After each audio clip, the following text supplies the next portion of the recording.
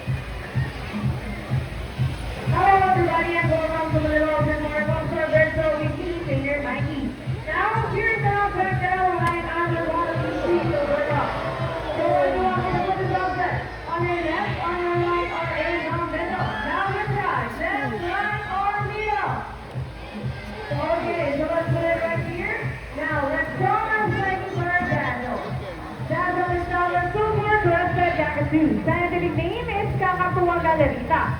They inhabit the northern woodlands and forests along the east coast of Australia. They are vertical birds that can mimic almost any sound.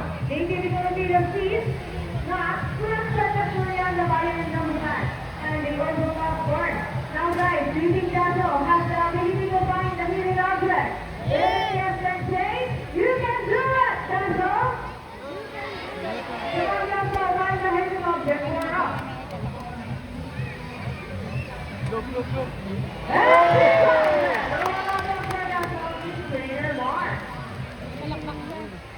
Now for our next featured birds, are just like any other couple.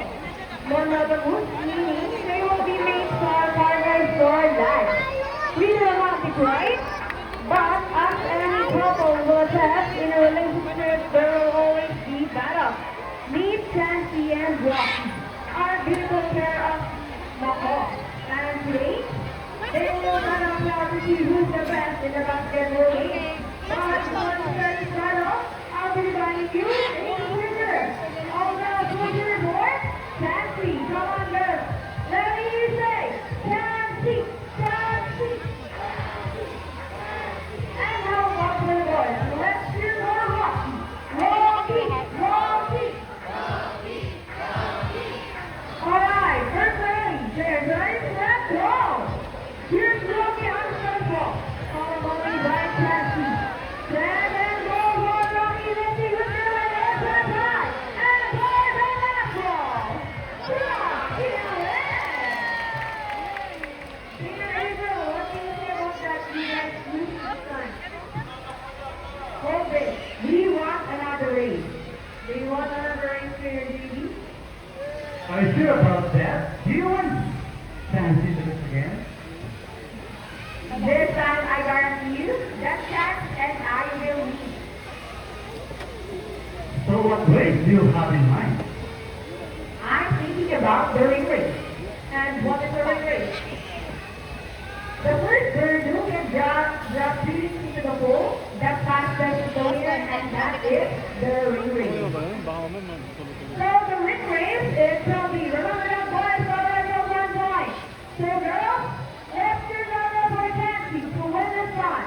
We'll be doing this again. And this time our ring race. Ready, set, go! Here's Rock and the first ring. Outside the ring, Rocky, what's happening? Chansey,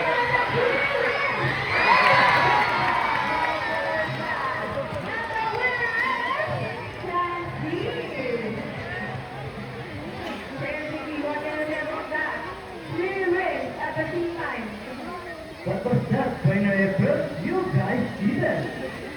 Oh, he thinks he cheated. No, he didn't cheat. Chansey used her brain. Oh, so it's true that girls are more intelligent than boys? Oh, I'm not for that. Now, don't even think I need to let me entertain. Oh, another one. Forest are particularly mostly intelligent and representative. That's right. We continue to enhance their skills and not to get bored. Here is Sassy and she will show us how indulgent she is, but putting the thing back to its correct job. Just like Sassy, where the alcohol is from South America, and we are known to be the gentle giants of the Parang family. It is because they are the second largest next to the hyacinth macaw. They can grow up to 92 centimeters in length and can live up to 8 years old. Scientific name is Anachlorophora. They usually feed on seeds, nuts, salts, and minerals along the river bank. And what are the vaccines? There you go, the project guy. The one of your vaccines is bringing over down. Now guys, pull up class. Everyone here knows Anderson, right? Well, this next part of the program will be both people, muscles, and enemies, even as trainers.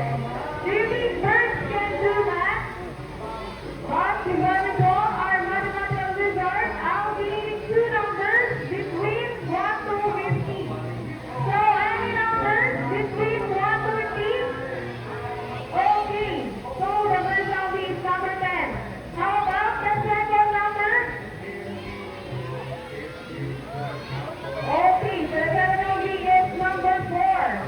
So, the equation is 10 plus 4. Let's see if our mathematical wizard can solve this equation. But first, player first will shout all the numbers. And now, let's count 100 bucks off. So, player TV is stronger. The more rocky, so the nature for rock. And I'm gonna get the first number for red.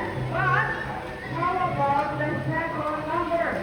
Well, Rockwell's number. Okay, I think it's calculating. Ready? Come on, I'll give you to it.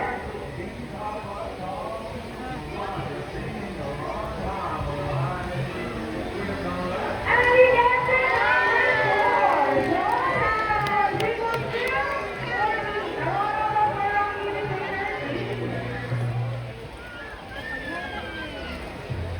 so this time, I need an adult volunteer with 500 peso bill. Once again, an adult with 500 peso bill. Just raise your hand and clear the voice of this one.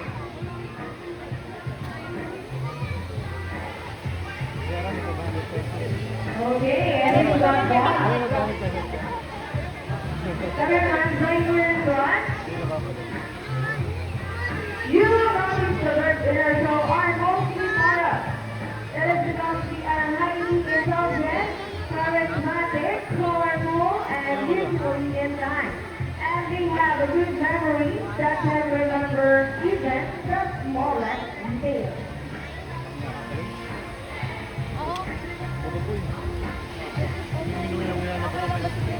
Hi, good afternoon. Welcome to my ocean bar. How about is your name? How about the one for lucky guest number 15? Now I'm gonna be lucky. Okay, ma'am, please follow me. Now, ma'am, all we have to do is stand right here, facing this way, and send your left arm just like this. As I put your money between your fingers. Now, ma'am, do you have any idea what will happen next? Any idea? Well, now let's go on my first body. Body right over. What is the money? Oh, we get some money. And my God. And I think when they will, they're making some money over to our door. Now, before I go, I have a question for you. Did you know that Manila Open Bar is also a rescue center for birds?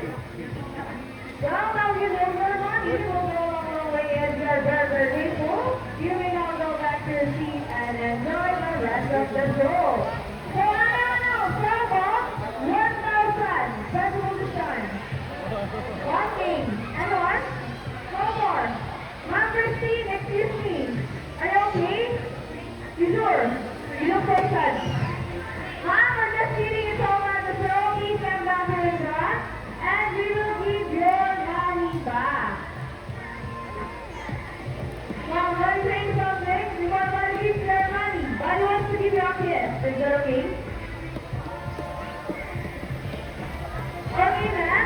right here. Look at the camera and offer your cheese. One more. How about on your hand? Just open your ball. Look at the camera and smile. And now where is your money? Oh, poor lucky cat. Ladies and gentlemen, now that you met our colorful and intelligent parrot, we would like to show you another species of bird. Here are the open one. Birds of prey are also known as raptors, hunted and seen by other animals. The term raptor is seen from the Latin word rapere, meaning to seize or make by birds. These birds are characterized for their keen vision that allows them to detect prey during flight. They also have powerful claws and beaks. Ladies and gentlemen, presenting on Dominica, here goes Shadow. Dominica can also known as Polyester or Isis. One of the 130 species of prey around the world. These birds get around in India, Indonesia, Bangladesh, along China, including yellow bumblebee. And here goes Steve. They are locally known as the Dalawa na sila. or Banwal in the giant region. And after that team, we have our Hawaiian region.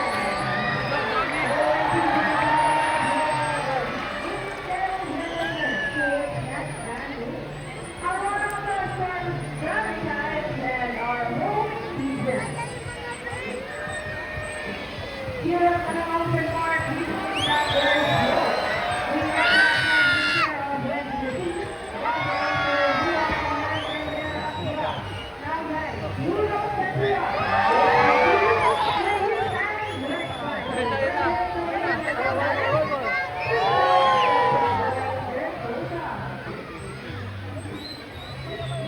One more.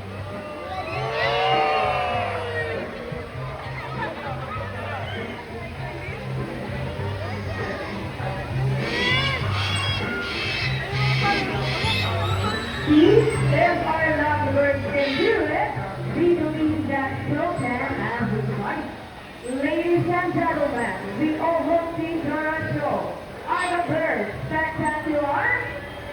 Well, in our own way, no matter how small the effort, let's bring action in saving them from exploitation or even extinction. Please, let's all do our part and saving the world. Because remember, there's the only home, there's God. Now, let me present to you the birds and the singers who made this show possible. Caroline with Jack. Sarah Jean with Bobby. Sarah Judy with Rocky. Sarah Bird with Jack. Sarah Joe with Steve. Sarah Brown with Shadow. Sarah Rita with the Roman Season. And once again, I'm Peter Mikey. Thank you and goodbye.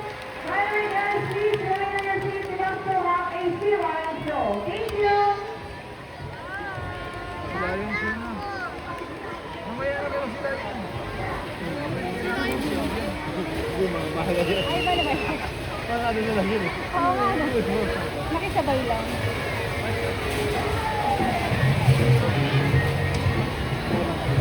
Meron pa.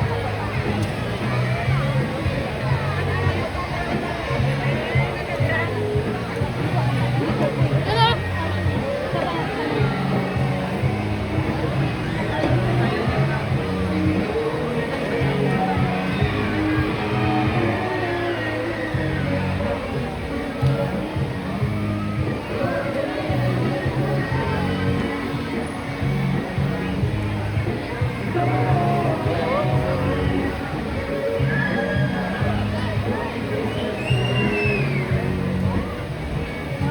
Sea Lion Show. Let's give it up for the Peon Prime. Here we go!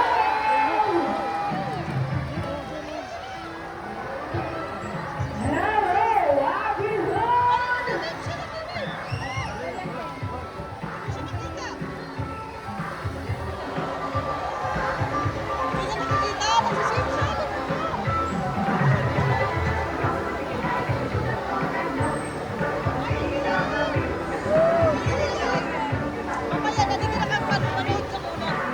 layo, no? Hindi mo mapanood yan.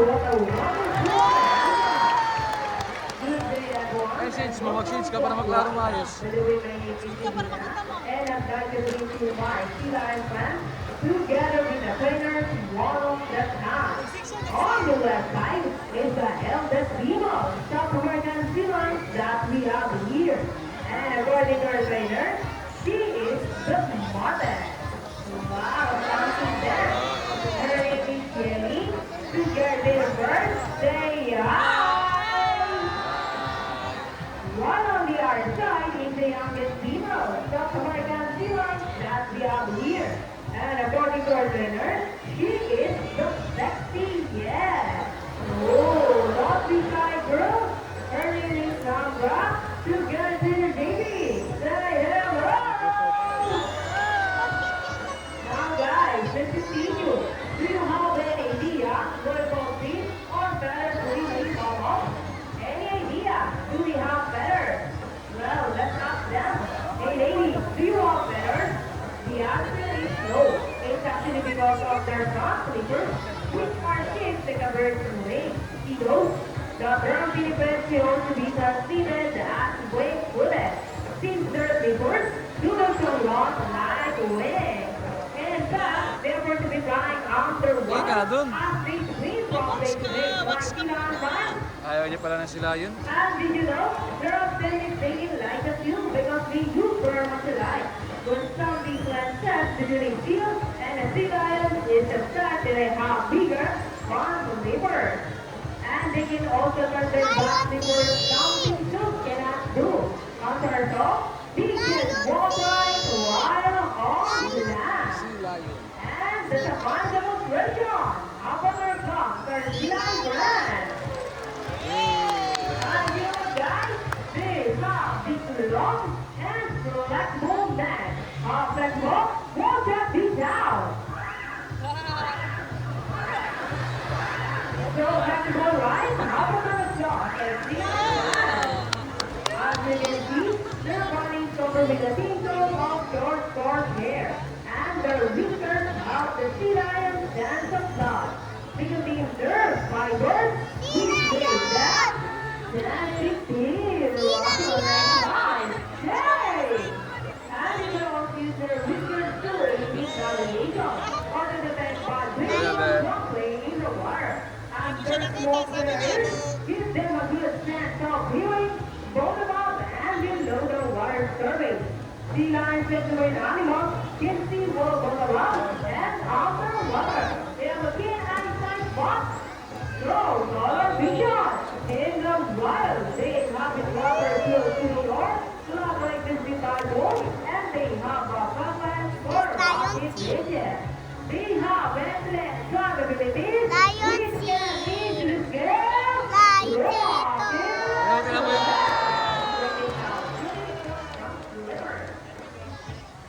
Now let's talk about their swimming abilities and let's start with Yenny, the smartest. Tingnan mo, nag-swimming na. Can generally move at around 11 miles per hour using the lower movements of their front flippers, while their back flippers are stretched out behind their bodies, functioning as rubber for sitting. And that is the normal movement. Nice and easy. Thanks so much, Jenny and Jennifer. But when facing their drink or shipping from predators, taking the tip of our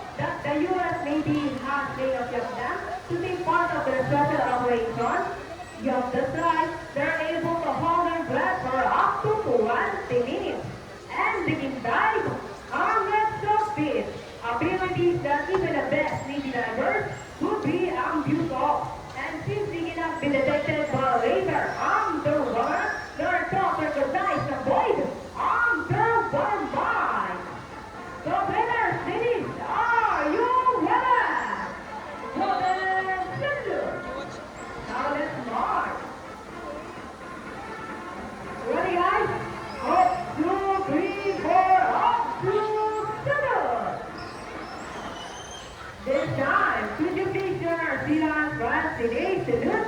And a count of three. Now, bring your body, please salute and make this one loud. People of the crowd, are you ready?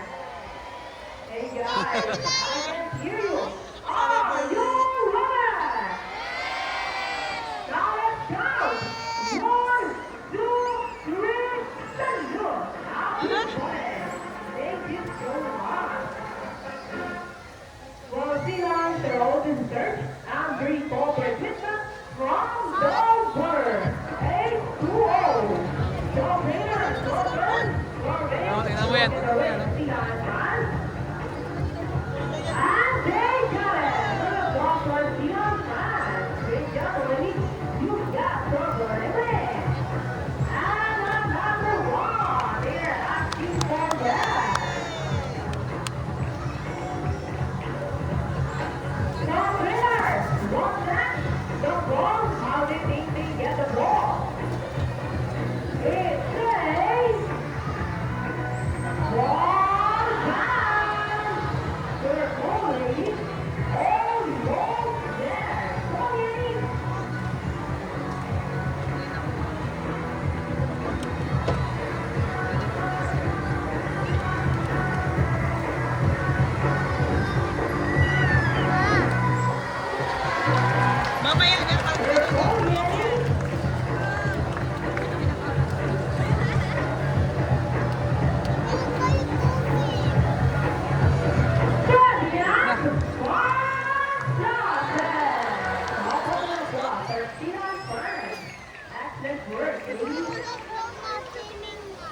This time, would you love to see a dance number from our Zealand fans? Hey guys, where's the energy? Would you love to see a dance? Now, welcome, Marco!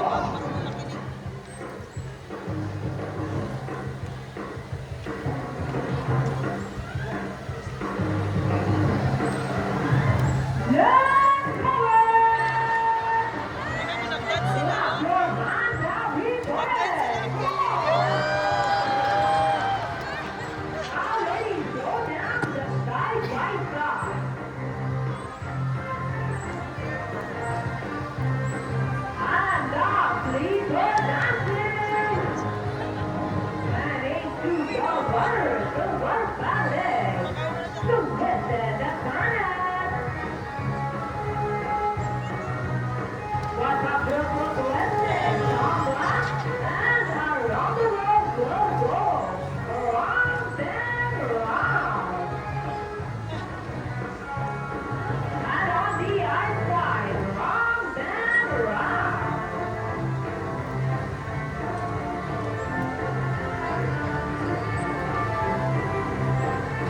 Now, ladies, go down, go, it down. Ooh, yeah, move it, shake. And our favorite part, the booty shake. Shake those booties. Come on, baby. Yeah, right. And keep on rolling. Now, ladies, go down what you got. People of the crowd, whether from or not, this is the best part. Yeah, you like? Ayun lang.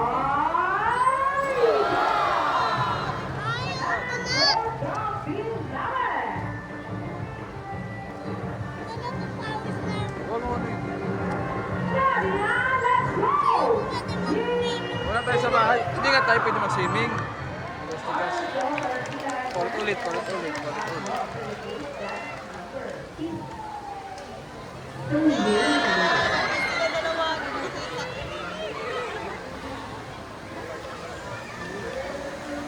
We also enjoy spending around the day here at working out with the new farm plants.